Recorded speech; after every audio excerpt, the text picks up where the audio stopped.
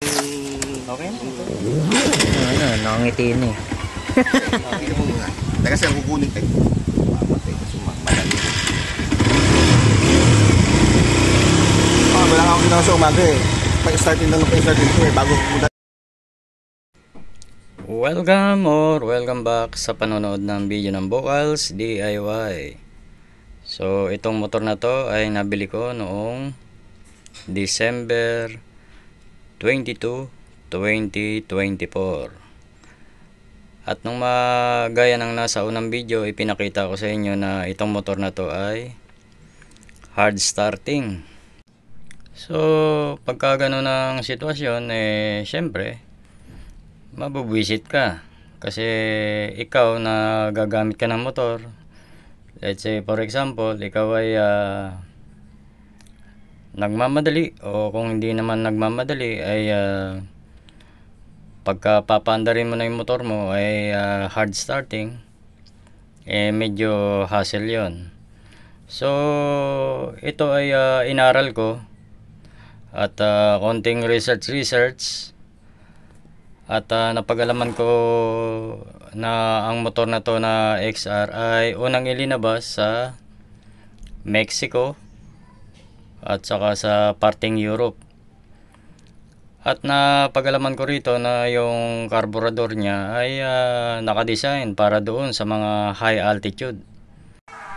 Pero na-realize ko rito na hindi yun ang dahilan. Pero pilit nilang idinisenyo ang carburetor nito na pang high altitude, pero na-realize ko na hindi yun ang dahilan. May problema talaga sa disenyo o sa technology o kung ano mang termino nito sa pagkakagawa nitong original na stock na ikinabit nila na carburetor dito sa XR. So, pakiwari ko na sobrahan ito ng hangin kaya medyo kahit anong tono o ano ang gawin mo, mahirap siya itono. So dito na pag-isip-isip ko na ang stock natin is 26. So i-upgrade ko siya sa 27. Parang ano kasi, parang mismatch yung pangangailangan ng engine na to kaysa sa ibinibigay nung carburetor. So umorder ako sa Lazada. Actually mumurahin lang. Wala nga 300. Wala ngang 250. So kung parang ano lang ito 230 plus. So free shipping pa.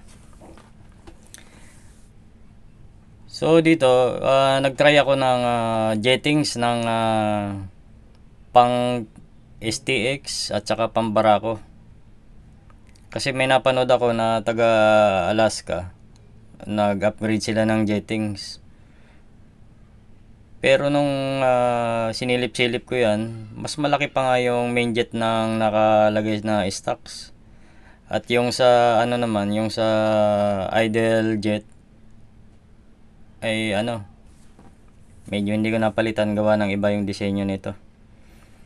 So ito ay isinubo ko pero walang nangyari. So ang solusyon na lang talaga rito is i-try ko itong yan, yung TMX na PC27. So size 27 ito yan. So kung kayo ay bumili ng bagong i-adjust nyo muna yung air and fuel mixture para sigurado na para pagkakabit nyo ay dire-diretso na. May nakaharang kasi na tambutso, so kung tatanggalin mo pa yung tambutso medyo hassle na.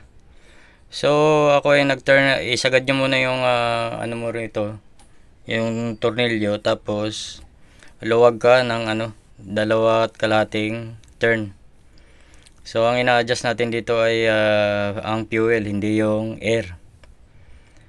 Ganon ang disenyo ng carburetor na to.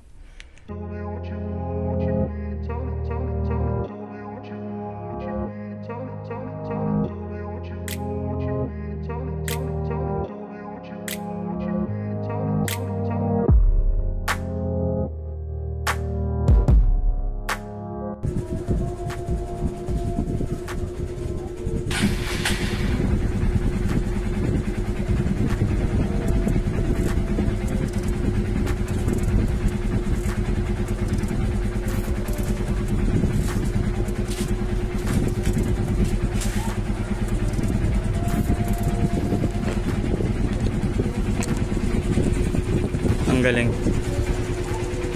One click lang talaga. So, patayin ko. Kanina, chinek ko lang yung choke kung nakababa ba. Pero ito, nakababa siya.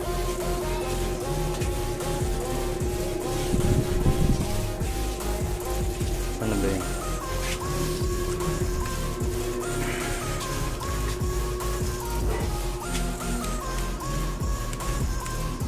Ayan o. Kita nyo ba? Ayan. Nakababa yung choke.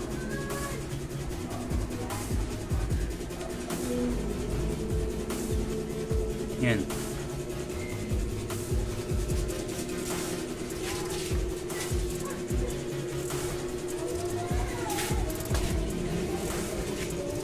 Start natin.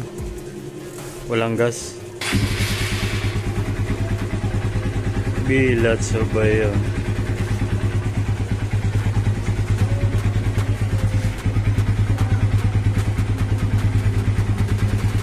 So, palit na kayo. TMX.